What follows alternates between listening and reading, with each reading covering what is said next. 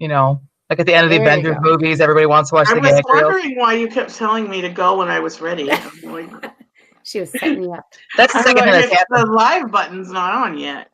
Yeah. I'm over here like winking, like it doesn't work unless she winks. I'm like getting twitching over here. No one's doing anything. Okay. Hi, everybody. Welcome to the Christian Indie Writers Podcast, where we inform, encourage, and support Christian indie writers on the journey toward publication. I'm Christina Catane, and I write in multiple genres, including Christian fiction. I'm Jamie Hirschberger. I write short fiction under the pen name J.R. Nichols. I'm Rhonda Hagerman, and I write fiction and nonfiction. And I'm Jennifer Carl Tong, and I write historical Christian romance. Awesome. So we like to start each episode with a segment we call What's Up, where we go around and find out what's going on in our professional and personal lives. So let's start with you, Jen. What's up? Well, I have been trudging through book 3 of my series as usual, and I'm still working on that chapter that I presented for the postcast last time that needed a lot of work. But I feel like I've really come over a hurdle, and I think that by the end of today, I'm going to have a chapter that's so much better. So I'm really glad about that. I'm still waiting on my editor for book 2, and book 4 is just sitting there waiting for me to come edit it when I'm done with other stuff. So professionally, that's going pretty good. 4 books. That's 4 books. Yeah. Wow. Right. Good for you. I know, it's very exciting. Like when you start writing, so anyone that's watching this, like I just want to encourage you. I started with what's now book 3, and you just feel like it's going to take forever to write this, or maybe you think you have that one book that's going to be that breakout. No, you have hundreds of books inside of you, and you can do it too. So I'm nothing special. So, and personally, things are good. I mean, the sickness that's going around, everyone else keeps coming around my house too. My one daughter's home because she hurt her foot, and I've got another daughter on her way here. My dad is picking her up. So if my dogs start barking and I mute myself, that's because she's come home. Because this is my life, but we're doing good. So it's cold outside here in Michigan. And how about you, Jamie? Is it cold outside there in Florida? Yes, I mean, I think it's only going to get up to like 68 today. Oh, bummer. My little violin. So, like, personally, things are terrific. I live in Florida, and it's the middle of winter, so I really can't complain. Professionally, guess who just published her second book? Woo! Yay! I haven't really taken any time to celebrate because my tendency is to minimize what I do. And I'm horrible at comparing, and comparison is the thief of joy. I don't know why I can say that so freely, but not internalize it. Because as I'm putting out my second book, I'm of course looking all around at everybody else putting out their 15th or whatever. And I kind of want to minimize my accomplishment, but you know what? I'm going to own it and say I did it. It was a longer than I wanted process and a big old learning curve. And I'm hoping that as I continue to regularly publish, these things will become a little bit more second nature to me, which is the name of my second book. Go buy it right now. And I will get this publishing thing kind of rocking and rolling so that pretty soon I can be even more excited about my professional accomplishments. Hey, Jamie, do you have any kind of target for when book 3 is going to come out?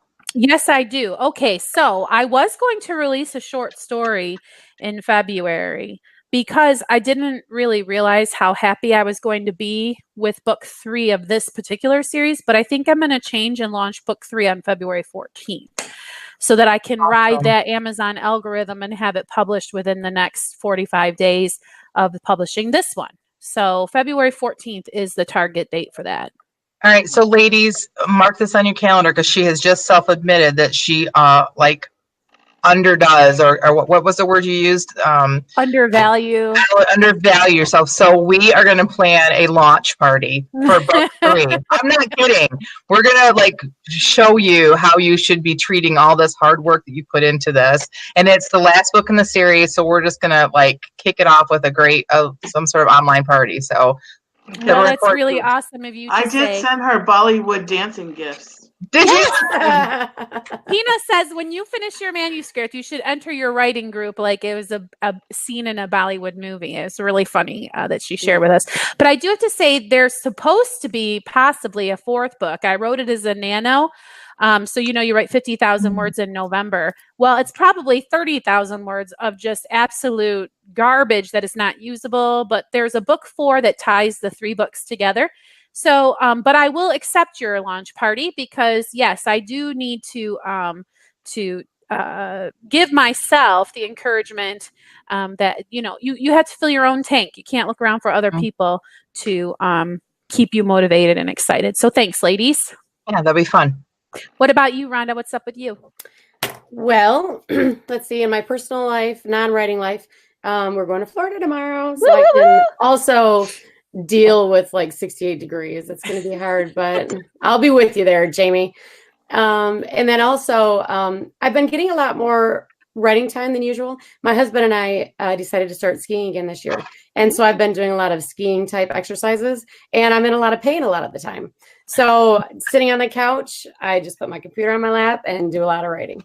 And I do, mostly a nonfiction is what I do.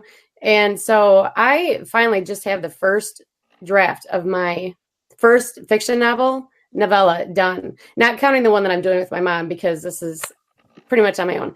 But do the Bollywood music. Well, I got it done a couple weeks ago, but now I'm, working on my second draft of it. And I just really like this book. So I'm saying this to say I'm in a good place with my writing right now. Yay! So. Very excited for you. Thank you. So what are you doing, Tina? Well, I'm plugging away at my novel Lost that I've been working on for a decade or longer. And I'm so close to having it done. So I'm getting really excited about that. And I have a good momentum going. And that percentage just keeps going up. I think I crossed the 50% thing a while. And I'm like, I think I'm close to... I crossed 50,000 words. That's what it was, not 50%. I've been over 50% for a while, but I broke 50,000 words. So awesome. That was like nice. And personal life, like I have a teenager taking driver's training, so you can pray for us about that. My adult children most of them are doing really well in their lives, and we had them all over for Sunday dinner on Sunday. And, it was really nice that they all came. So that's great. Yeah. Okay. So we are going to talk. Our topic for today is office hours. So we decided, I'm off after NaNoWriMo, I believe, is when we had the discussion, or maybe during NaNoWriMo, about having office hours where we're expected to punch in and work on our writing and then punch out. And so we started that, and we've been doing that. And so our discussion today is basically about how that's been working for us. So who feels so excited about this they want to start us off? Well, I'd like to start off saying, I know exactly how this started. It was Jamie and I originally were in a hangout like this, writing, and I had been thinking about it for a long time, thinking that this is so good for me that every day I'm finding one of my writing pals to keep me accountable, and I'm getting so much done. Why don't I continue this? And I kind of, without thinking too much about it, just said to Jamie, I think we should do something like office hours. Because, you go to, if you have a job that you go to every day, you have to show up at an exact time. That's your job. You have to be there. And you might get there and you might chit chat with people for a while, like the water cooler time and like that. But at some point you have to go to work. There's this expectation that you are going to work because you're there. This is your job. And everybody else keeps everybody accountable, because if one of the people that you work with is not doing their job, it's going to affect everyone else, right? So you might chit chat, but you keep each other accountable, and it's just something that you have to do because it's your job. So how could we make this into something that works for us as writers? And so that's kind of where this came from. And I just kind of threw it out there. And honestly, I thought nobody was going to want to do this. I know. I did not. I did not want to do it because part of the reason why I decided to write as my quote unquote second career, not that I ever had much of a first career, but the point is my children are getting older and your thoughts kind of start to turn to, could I be making an income? Could I do something with my skills or whatever? So part of the reason I did a little bit of gig economy and decide to write was so that I could have a flexible schedule. And I was thinking to myself, no way do I want to conscript myself to a rigid punch in, punch out kind of a situation. But I did realize that every single self-made person, self-driven person does operate in sort of that way. And I did realize that I can do this for however long I need to or want to prove to myself that writing can work for me. When I decided to become a writer, I'm like, I'm giving it 5 years of a solid effort. Well, I need to define for myself, what is a solid effort? So to me, a solid effort is committing to spend this amount of period of time every day on this and find out if it's going to work and be profitable. Otherwise, I'm just kind of grasping at the wind if I don't have a set plan to follow and then evaluate if it works. What am I evaluating if in 5 years I've piddled around and spent all of my time cruising Facebook? Have I really honestly made an effort to be a writer? If that's the case. Do you guys have anything to say about as far as, I mean, we have the ability to do this virtually now, right? Mm-hmm. What were your guys' first thoughts when the idea was first kind of brought up? Because when I brought it up, I honestly thought, like, no one's going to like this, but I'm going to say it anyway and we'll see what happens. But what I thought it was a great idea because I love boundaries. I like knowing what my boundaries are, and then I do whatever I can to work within them. And so yeah, it has been working out fantastic for me. I've been so blessed by this a thing that we've started doing that I'm really glad you brought it up and that you guys were willing to do it. I don't so much love boundaries like Rhonda does, but I function better within them. Mm-hmm. Like I'm that child, who needs boundaries but will kick against them. Yeah, me too. But I do, as an adult, I know I like them. Well, originally, I think it was just we were going to sprint together every day at a certain time, right? And then it kind of morphed from there. I think originally, didn't we talk about, I said myself personally, 8:30 works for me. That's when I'm going to show up. And originally, I think Rhonda was coming later. Like it was, your schedule was going to be, so we were going to kind of overlap and whenever anybody wanted to show up, and then we would kind of do it. But these were the times that we were setting up sprinting. But it's kind of changed since then. It's everybody, like it's 8:30. Like everybody, like this is what we do. Like, and if we can't be there, we have to tell you why we can't be there. Like when, like I've had to like take my daughters to school a couple times, so I've not made 8:30. I've not been able to be there till 9. And if I don't message you guys, I hear it. Like all of a sudden, you're like, "Where are you?" Blah blah blah. Like, or so. That's been really cool because if we weren't doing office hours and I would take my girls to school, by the time I get back, I'd be like, what should I have for breakfast? And all the dishes, let me do those up real quick. And then before you know it, it's 1 o'clock and I've not written at all. Or now it's like, I'm rushing in the door, get my computer set up before the next print. And so before we come after you. Yeah. That's why I started doing 8:30 because I started thinking, if I come in at 11 and you're done at 11:30, it's overlapping. That's fine. But am I really going to hang around till 1 o'clock? And no, I wouldn't have. So I need you guys to be looking over my shoulder. That's kind of what happened with me too. I had said 9 to 12 because it's kind of hard. I'm not a morning person. So getting here by 8:30 and being ready to write is a struggle for me still a little bit. But I've been getting closer to 8:30 as we've been going on. Well, and I think that can be fine because for everybody to know how we've structured this is we've just made it a thing like whoever is there at 8:30, that timer is starting. And so if you kind of stroll in a little bit late because it takes you a while to wake up, that's fine. But the expectation is that you're quiet and either writing yourself or getting yourself in the mode of writing, and you don't like start trying to chit chat with anybody. So what we do is we from 8:30 to 8:55 is the first sprint. Then there's a 5-minute break for getting that extra cup of coffee or using the restroom or whatever. You can say good morning to anybody who's newly joined.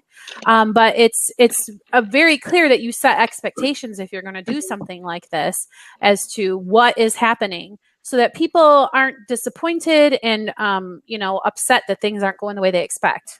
Mm-hmm. And it's really nice to know if I missed that 8:30 bell, so to speak, that I know at 8:55 is when you guys are done.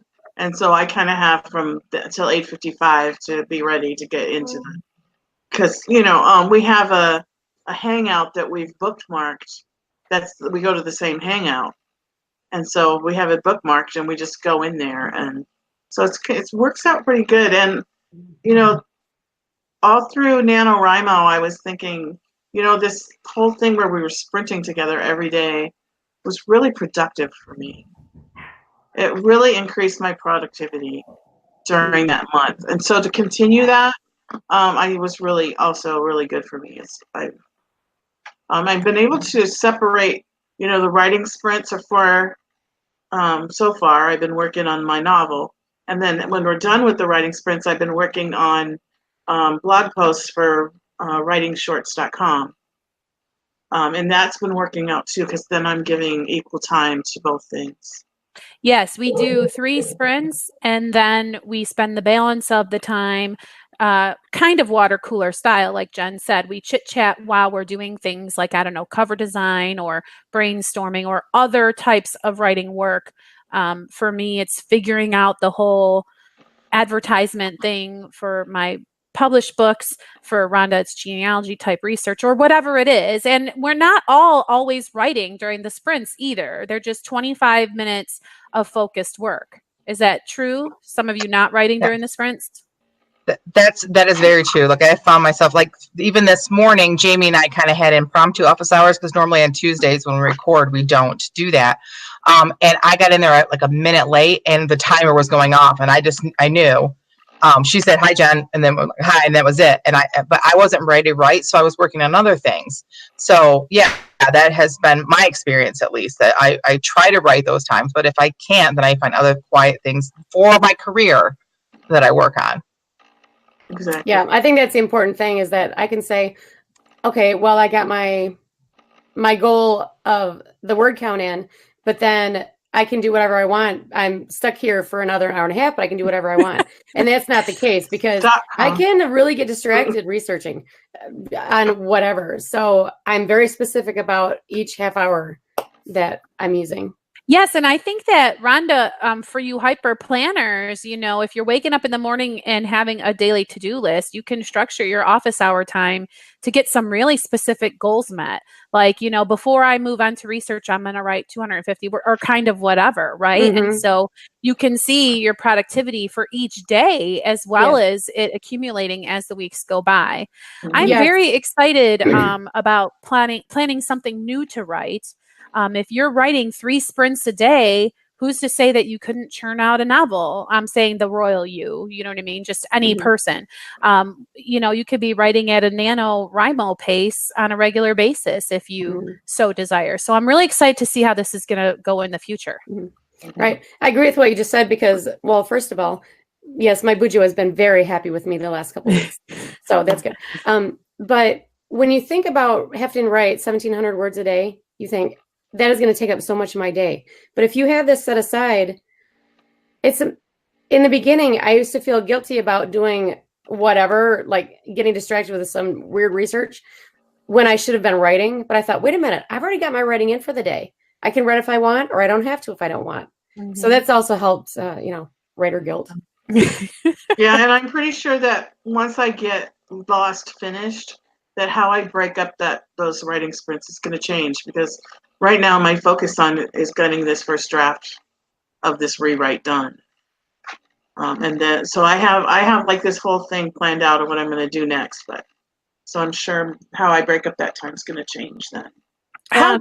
So right now, how do you use your office hour time, Tina? Well, if I make it to the first sprint, then I do 3 sprints of writing on my manuscript. Okay. And then after that, I tend to switch over to blog posts, and that's not just writing. So you have to come up with the idea, and then I have to go through the internet and read what other people have wrote about it, and do some research, and then I usually make notes when I'm doing that. And sorry, I have like a distraction over here. Somebody just jumped on me. Anyway, so then I make an outline, and then I usually do the writing and editing and all that once I. So, All right. You like my bunny? I do. It's some bunny to love. No. He's trying to get on the table. Tina or Jen, how do you utilize your office hours? Right now? What I do the very first sprint is always writing. Like writing has to be, in my opinion, has to be your top priority, because if you're not writing, doesn't matter how many book covers you create, doesn't matter how much editing you do, like you have to be producing new work if you want to be a full-time writer. So the first sprint for sure has to be writing, and it's not always stellar. Like it depends on how my morning has been. But if I make myself write that first sprint, then that second sprint, I want it to be writing, because I'm usually like not done with my thought or what I want to do. Usually after 3 sprints, I've kind of gotten my creativity out and I've usually met my goal and like that. So I try to do writing in those 3 sprints whenever possible. And then in our chit chat time, which I've not been really good, I used to just chit chat, but I want to be able to work on things like the book covers, and things that don't need me to stop talking while I'm working on them. Because there have been times in the evening when we have all kind of just like gathered online just for the heck of it, because someone is, hey, what are you guys doing? And then we end up chatting or sending memes to each other, or anyway. And usually when we do that, I start working on book covers and things like that. So that's my how I like to structure it. What about you, Jamie? I write for the first sprint. Well, okay. Every day I write 1,000 words is my goal, even though my official goal is 500 words because I'm a coward. So I have been writing 1,000 words a day pretty regularly. And once I've written 1,000 words, I switch gears because I'm in a little bit of a different place. I have such a backlog of work that I would like to edit and publish that I really need to spend a lot of time doing editing. But I would like to keep my brain glowing, like that article that Tina has posted in the past. And so I do write every day. And I would love for it eventually to transition into I'm writing a new work for publication. But that requires that in some of the time after the writing sprints are over, that I'm outlining or preparing or even having an idea of something to write. So right now, my time is kind of, this is an anomaly for me. I believe that right now, most of my office hour time is spent figuring out how to do a book cover, figuring out how to publish, figuring out how to promote, and also editing stuff in my backlog. So for me, the office hours is really good at kind of reining me in so that I do not have workaholic behavior. So I don't spend too much time doing this kind of nonsense. I found that myself too. I find that it like when that timer goes off, it stops me from editing or working out because I can be a workaholic too. Sorry, go ahead. That's all right. We haven't really heard from Rhonda, have we? How you use the office hours? I think so. The first one is always for writing, just to make sure I get that in. And then it has been where the second one's for writing too. And then the third one, I've been trying to write blog posts because I need to get my blog filled with posts, and I'm not doing that. So that's what I do with my writing sprints. And then the other parts are doing research for the book, because I'm not letting myself go online when I do a sprint. A sprint is a sprint. And so I save that for the glorious research for after. Amazing. Well, so it's 75 minutes of focused writing time that we're all putting in. So I'll be excited to see. We're at about episode 25-ish for the podcast. I'd love to see where we're at by episode 50, being as we're all being so committed and dedicated and focused on actually making progress. It'll be really great to check in, or we'll know because we keep asking each other how we're doing. Right. So for anyone out there that is saying to themselves, I want office hours, I kind of think like in a nutshell, we're saying that, first of all, would you guys agree? Expectations. You need to make the Yes. expectations very clear, like what we have done, that these are the times that the sprints will be. And if you join us in the middle of that, you come in quietly because we are writing. Like that's what we're going to be doing. And then so making sure that you have a structure so that your expectations make sense to the people, and then having clear-cut goals for yourself personally so you know what you're doing with those time periods. Would you guys agree that would be some good places to start? Yep. Yes. Definitely. And also, you need to know yourself well enough to know if you need within your office hour group some accountability somewhere. So did you write your 1,000 words, Susie Q? Did you know what I mean? Because we're checking in with each other in the accountability corner, and that keeps us going. But if you're the kind of person that needs someone to look over your checklist and make sure that you've done what you say, you need to communicate that expectation as well to your friends, and then allow them to kick your booty if they need to, and just accept it because you need it. And so I think that another really great thing about this idea of office hours is that we have heard from other writers that they want to be in a writing group, but they haven't been able to find the right people. And we've given suggestions on how to do that. And but we understand that we are blessed and that we found each other. I think it'll be a lot easier to find office hour friends, because you don't have to be in the same genre. You don't have to have a whole lot in common. You just have to be able to show up at the right time. And maybe out of that, naturally, you would get writing partners from that. So my suggestion would be go on to Twitter, Instagram, whatever is your social media of choice that you have been connecting with other writers. And if you're not connecting with other writers, I suggest you try that. Join Twitter, use the hashtag writer community or writers community, and say, hey, I'm new here looking for some writing friends, and you'll be shocked at how many people reach out to you. But just put a tweet out there, say, hey, writers community, I'm thinking about doing some office hours. Would anybody be interested in setting up a schedule to do writing sprints with me, and see what you come up with? And really, we are blessed that we can do this virtually through a Google Hangout. I am really sad that I now am way too far away to meet every day at a Panera or a coffee shop or. But to be honest, the attendance is going to waver a little bit. Like if you're expecting me to really get dressed and come out to a real office and participate, like, the podcast wardrobe is like 8 or 9 beautiful tops and a pair of leggings. You know what I'm saying? And I'm not going to be seen in public that way.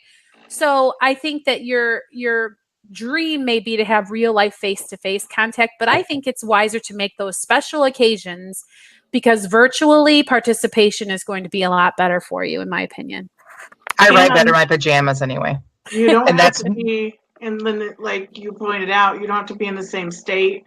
You don't have to be in the same city. You don't have to be in the same country, and you can get together. And if in the meantime, while you're trying to find somebody to do this with you, you could do it on your own. There's some great apps out there for timekeeping, like Toggle. I use Toggle for my other job to keep track of my hours that I work, and you literally punch the thing and it keeps track of how long. You can either count up or you can count down, however you want to do it. That's very satisfying for people to punch in and out, and it's a good way to prove to yourself that you did something, right? And it gives you like a graph at the end of the week to show you what you did. And so Nice. if you like that kind of thing and you want to see it visually what you did, that's a great app to use. I'm sure there's others out there. That's just the one I'm familiar with.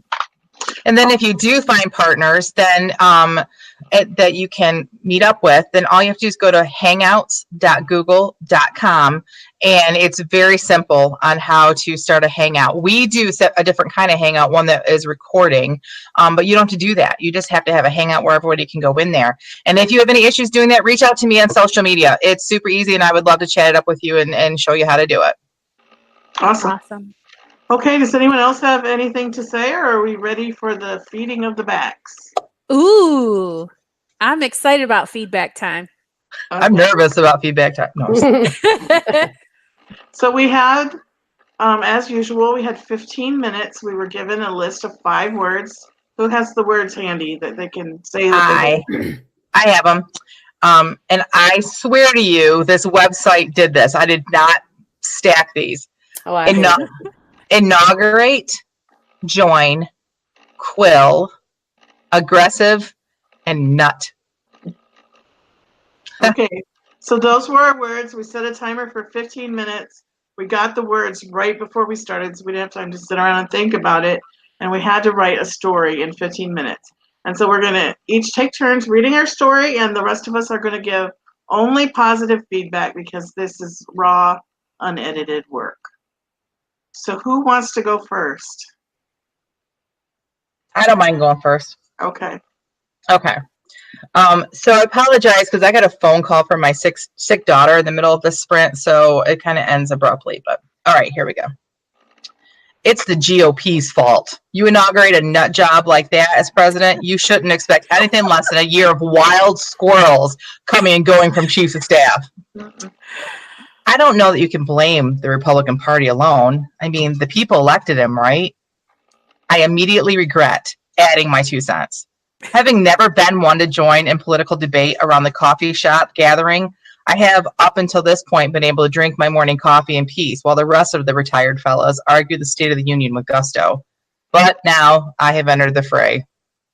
I always pegged you for a Republican, one rather aggressive elderly gentleman said. Your shoes are too shiny. I had no idea what the level of gloss on my loafers has to do with political alliance, but apparently the old man's statement rang true with the rest of the morning think tank.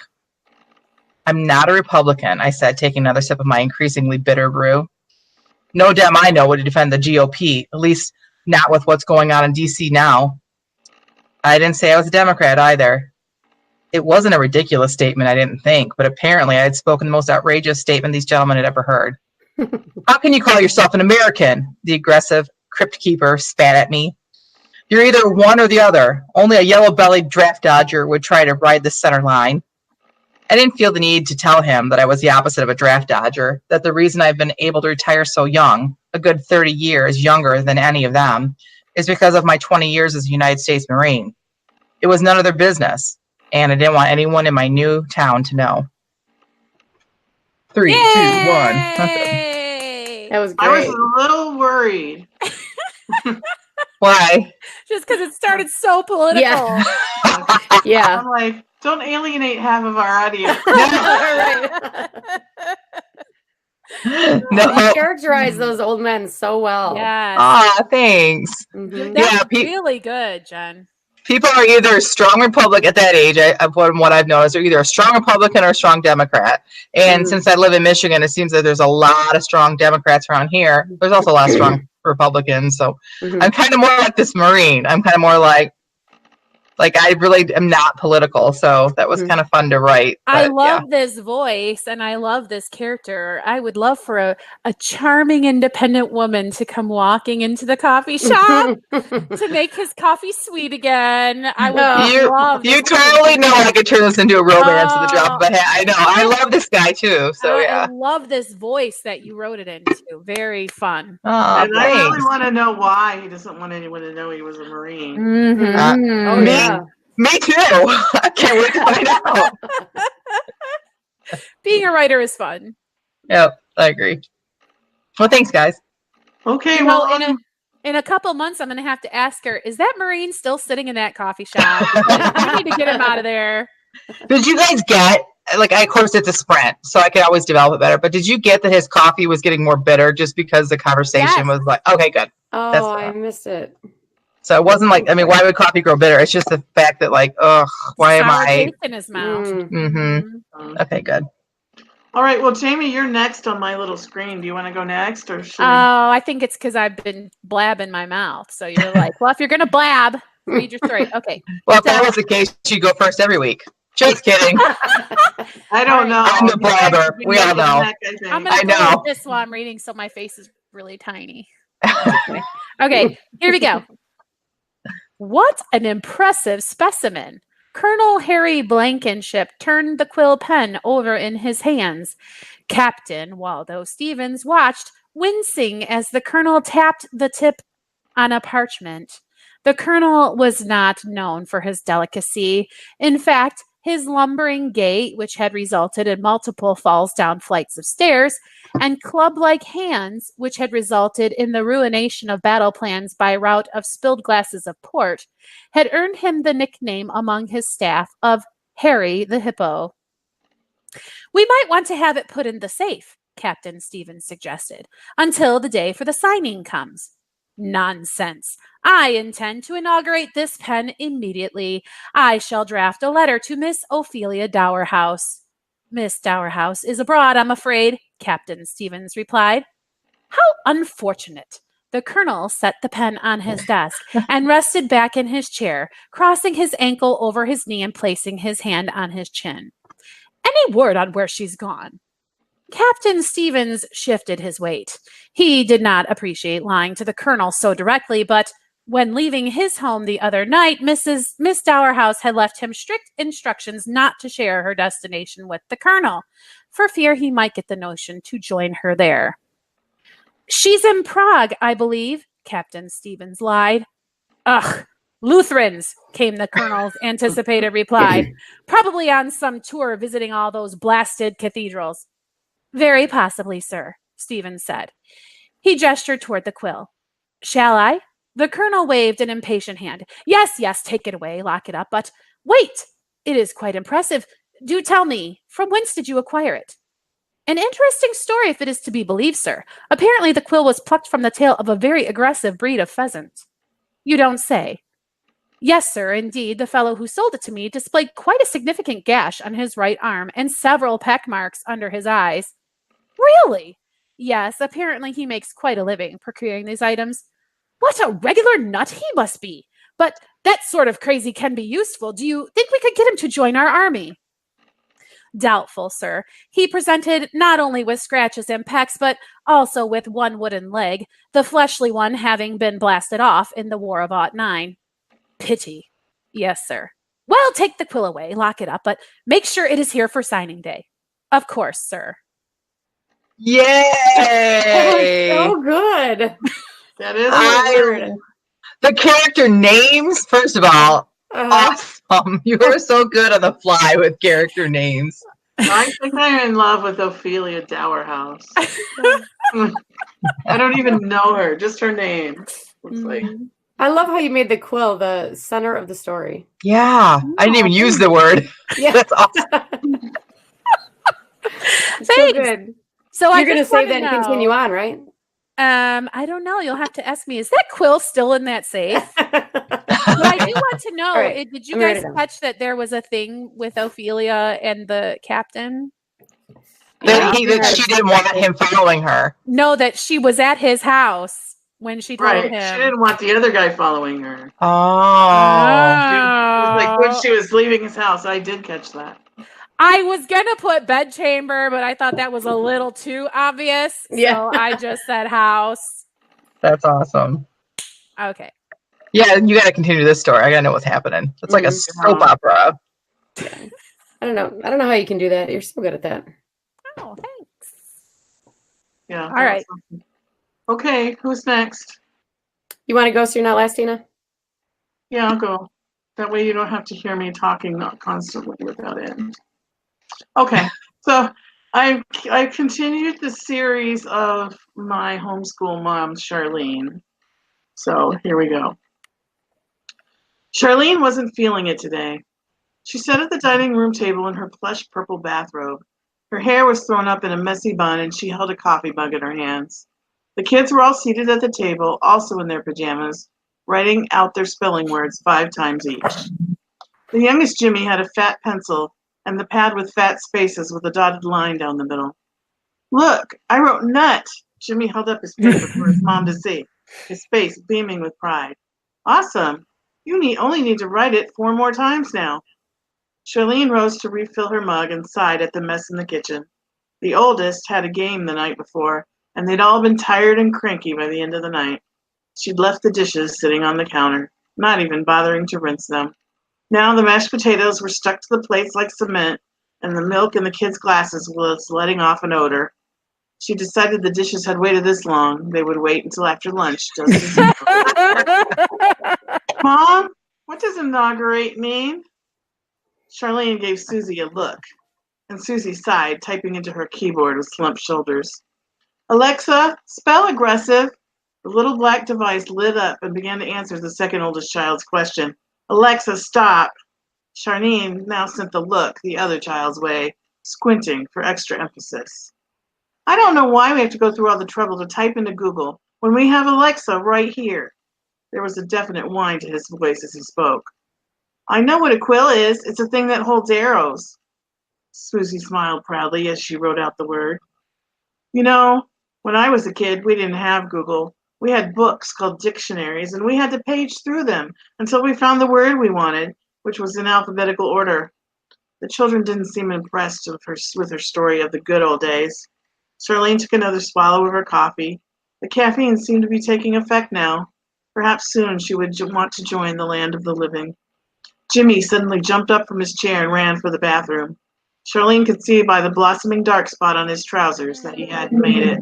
With a sigh, she rose to get him clean pants. You are so clever. What a poopy day. I think it was a pee-pee day.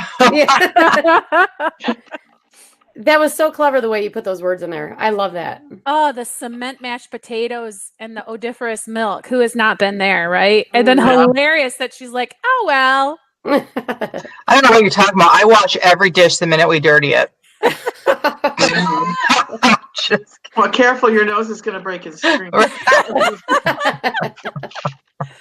Really, really good description there. Really great. And it's funny, too, because this is not the first story you wrote about it not really being a day where the mom is feeling super motivated, but you managed to somehow capture the fact that every day is so different in the way.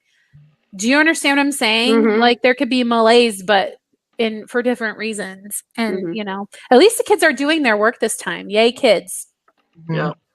She needs to relook up quill, though. Well, yeah. Quiver, right? Yeah. Right. I was waiting for one of the boys to say, no, you stupid sister. Well, I knew I was running out of time, so. That's okay, because. That was coming next. Like, they were going to say, quill does not mean that, you know, but. Yeah. Yes, and you were really, really clever, because that's a great way to use up all those words. Mm-hmm. Really? I thought that was kind of like a cop-out, but. No. It's called a device, Tina. It was spelling words. I could have thought about having her giving them a spelling test, but their ages were all so different that that would have been weird. So it was really good. Thank you. It was really fun to listen to. Good job. Okay, Rhonda, your turn. Okay. Well, I'm not even going to say anything. All right. My decision to inaugurate Z as a new museum curator was a good one, I believe. She hasn't disappointed me yet. I take my seat behind the reference desk and continue watching her from back there. She still gets a little nervous in front of an audience, even of one. Rose walks up, smiling. Are you dusting that shelf or trying to start a fire with that duster? I nod at Z. She's making me nervous on that ladder, so I want to be close enough to break her fall if need be. She's struggling with the uppermost layer of the display she's working on. What's she doing up there? She designed it to commemorate Flint's anniversary. I'm sure you'll be at the parade, right? Of course. I can't wait for you to see the precious hat I bought for it. It's a new style called pillbox. I'm sure it's lovely, I said, causing her face to beam. I thought it was very clever of her to make the top piece a golden car like the one being unveiled at the parade. I get Rose's attention with a light elbow to the ribs and point my cool duster at the door. Look who just walked in to join Z. I couldn't restrain my smile. I'm so relieved she's dating again. That aggressive nut she dated in high school really caused her grief. I watched the young man, Arthur, is it, sneak up behind her and say something, causing her to finally topple. I start to run over there, but Rose has a grip on my arm. Let's see what happens. She's wide-eyed and agape, clearly enjoying the scene before her. To my relief, Arthur catches both her and the golden car and sets her gently on the floor. Shh. Or no, shh. Rosie and I both say in unison and then sink behind the reference desk, giggling like schoolgirls.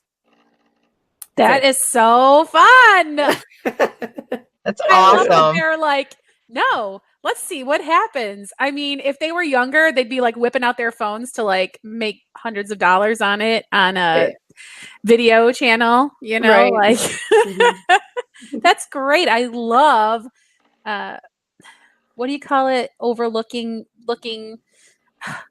What Spine. is eavesdropping? That's the word. Awesome. That was great. I really enjoyed it. I like too that like I've already read your piece for the postcast, and I feel like this was like Thank you. Yeah, that was the it was like the same story from a different perspective, and I thought that was awesome. I caught and that you, too. And you did it on the fly, which is so cool. Like, yeah, good job. Yeah, and the words that we were assigned did not seem way out of place in there. Except I don't know if you can make a duster out of quills, probably. But oh, huh? Yeah, I mean, I guess if I were looking at it, it might trip me up. But hearing it, I did not even hear it. I thought feather duster. Isn't that funny? Good. Best of both worlds. Yay! Great. Awesome. I forgot to even listen for the words, so I was caught up in the story. So, all right, good job. Okay, it's time to visit the accountability corner. This is where we check in on one another to make sure that we're moving forward on our journey toward publication. We each have our own path toward publication. And we're just gonna go around and see how we're doing. So let's go backwards this time. Rhonda, you want to go first? How are you doing getting your goals met? Well, my goals met. I am getting a lot of content on my blog, so I'm really excited about that. And my first draft being done has really propelled me forward. So I'm excited to write every day. I know where I'm going and all that. So I would say I'm plugging along. Awesome. Jamie? I'm doing great. Got the book published, but I want to be clear because as I was thinking during the podcast, I said that I had cowardly set my goal of 500 words. Well, that's not for you all, hasn't been really announced, but what it is I'm a part of a writing daily challenge. It's called the 365 writing challenge. Now you're too late to get in on it this year, and they're really strict about that, but every year they start signups in December, and you sign up and commit to writing a certain amount of words every day. Now they've become a weekly goal type of a group because too many people get discouraged if they miss a day. So if you don't write all 365 days a year, you're not out. So I set a weekly goal of 2,500 words, which is totally a cop-out for me because that's 5 days, 500 words. But I was really scared to put into writing. I would do 1,000 words a day because the week between Christmas and New Year's Eve was so crazy for me. I was writing nowhere near 1,000 words a day. And so I wanted to make sure that my goal was realistic and attainable. So personally, I want to be doing 1,000 words a day, but officially on paper, I'm committing to 2,500. Now, I would like to move to where I'm writing at NaNoWriMo levels, which would be like 1,700-ish words a day. So I'm going to see how I do for the month of January at 1,000 and then maybe bump that up a little bit when February 1st rolls around. So that's when February 1st rolls around, I'll let you know if I'm ready to bump up to maybe 1,250 a day or something like that. So that's where I am. What about you, Tina? What are you doing with your accountability? Well, my goals that I set for myself were to keep the office hours, to write at least 500 to 1,000 words a day, and to get my novel done by the end of February. Like that's my goal that's like in the forefront of my mind right now.